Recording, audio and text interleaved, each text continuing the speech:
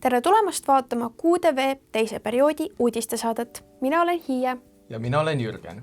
Tänases saates vaatame üle teisel perioodil toimunud üritused, sündmused ja külalistunnid.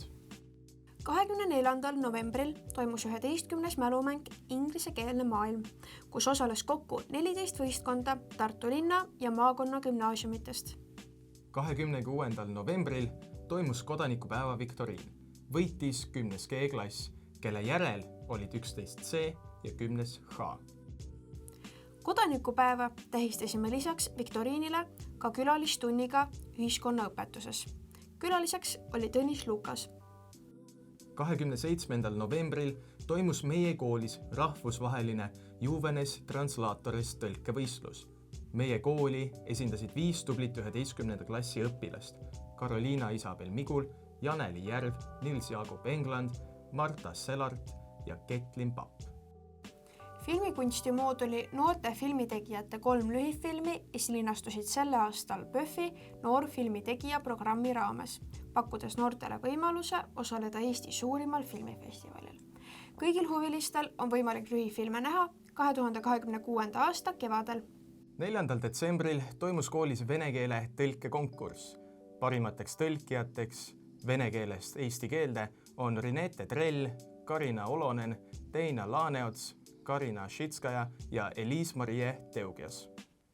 Eesti keelest vene keelde tõlkimisel olid kõige tublimad Emilia Pulatšik, Jelisaveta Jarmakova, Daniel Veskoja, Liseta Šemeljova ja Gabriel Lammartson. Need õpilased esindavad meie koolil linnakonkursil, mis toimub 16. jaanuaril. 10. detsembril toimus meie koolis kõnevõistlus. Parimad kõnelejad olid Maria Johanna Piirimees, Miila-Linda Aader ja Joonas Pau. Publiku lemmikud olid Joonas Pau ning Oliver Tanberg. Maria Johanna ja Miia-Linda esindavad meie kooli jaanuaris ka piirkondliku kõnevõistluse voorus. Bulgaaria Šamokovis toimunud rühmvõimlemise maailmameistrivõistlustel esindasid Eestit FK rütmikarühmad Rebasesabad ja Rebasesabad juunior, kes aitasid tuua Eestile riikide arvestuses 2 pronksmedalit. Meistriklassis ja juunioride vanuseklassis õnnitleme meie 10. klassi õpilasi Sandrat ja Miiat, kes osalesid meistriklassi rühmaga, ning Jaanat ja Erinit, kes juuniorrühma koosseisu kuuluvad. 18. detsembril oli kool jõululainel. Hommikul toimus jõuluküpsetiste võistlus, kus sai iga klass oma küpsetistega osaleda. Mis sina täna küpsetasid? Piparkoogi kaneelisaiu. Põdraküpsiseid. Aga kas tulid head välja? Kaamera meie küpsetasime käbikujulisi maiustusi. Mis sa sööd? No ma söön ikka enda klassi tehtud väga head kooki. Kuidas maitseb? Kas on siiani lemmik? See on oivaline lihtsalt. See viib keele alla.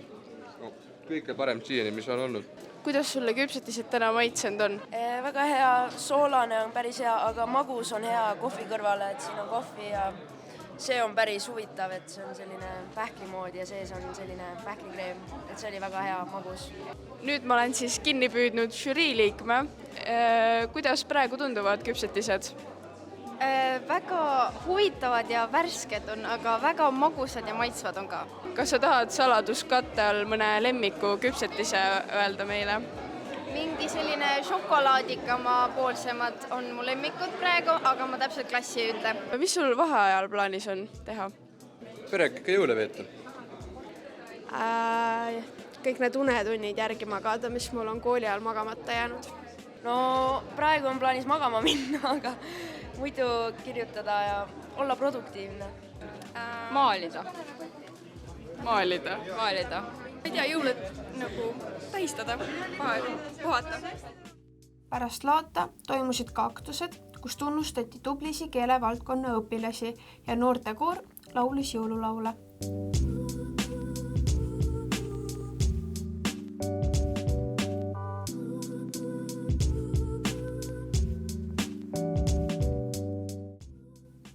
Õhtul toimus ka Hollywoodi teemaline jõulupidu, kus said klassid võistelda oma etteastete või videotega.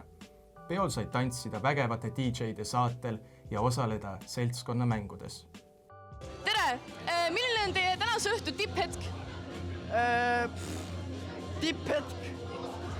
See poiss siin, ta täna proovib ühe tüdrukuga mängu saada.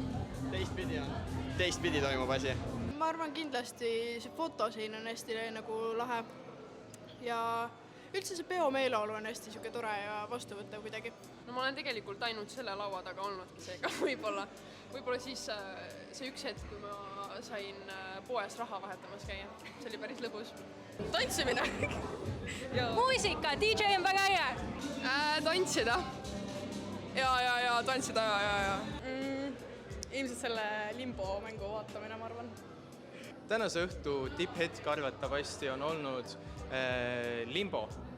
Päris huvitav oli näha, väga suur üllatus, et nii pikk meesterahvas suutis kuidagi väga madalale langeda heas mõttes.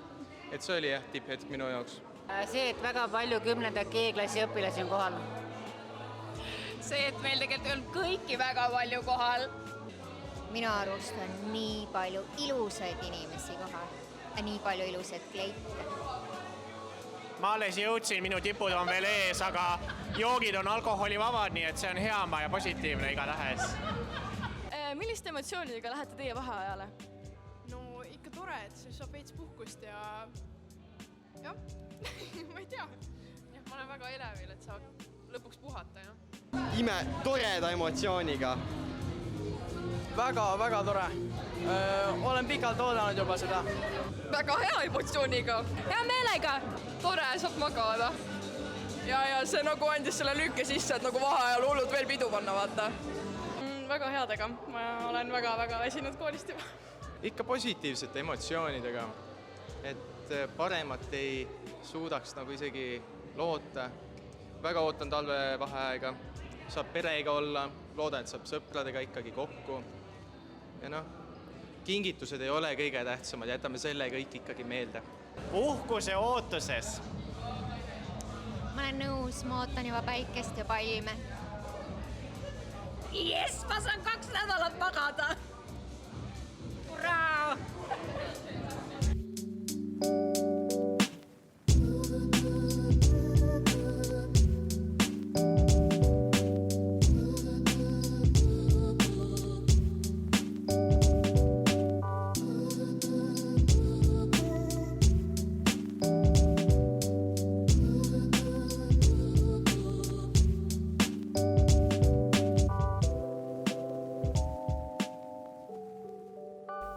Selliselt mööduski meie teine periood.